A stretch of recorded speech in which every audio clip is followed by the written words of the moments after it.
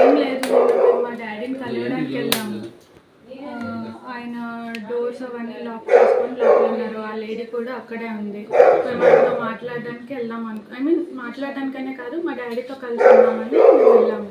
But మేము messages చేసినా, phone calls చేసినా ఆయన లిఫ్ట్ చేయలేదు, దేనికి రెస్పాండ్ అవ్వలేదు. సో ఏంటి అంటే వాళ్ళు ఎప్పుడో ఒకప్పటికైనా డోర్ తీస్తారు కదా అని మేము బయట వెయిట్ చేస్తాం.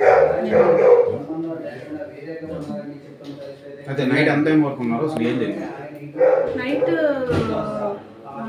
యాక్చువల్లీ నేను ఆఫ్టర్నూన్ 3 నుంచి నైట్ 1:30, 2 వరకు ఉన్నాను. బట్ వాళ్ళు ఎవరు రెస్పాండ్ అవుతారేమో అని మేము వెయిట్ చేసాం. అట్లీస్ట్ మా డాడీ అయినా నా పిల్లలు బయట ఉన్నారు కదా, లోపల పిలుస్తారనేమో అయినా వెయిట్ చేసాం. బట్ ఏం రెస్పాన్స్ లేదు. ప్రధాన కారణం ఏంటి మీ ఫాదర్ రెస్పాండ్ అవ్వకపోవడం? ఆ లేడీ ఆమెతో ఉండడమే రెస్పాండ్ అవుతుంది. మీ ఫాదర్ దూరం చాలా మంత్స్ అవుతుంది.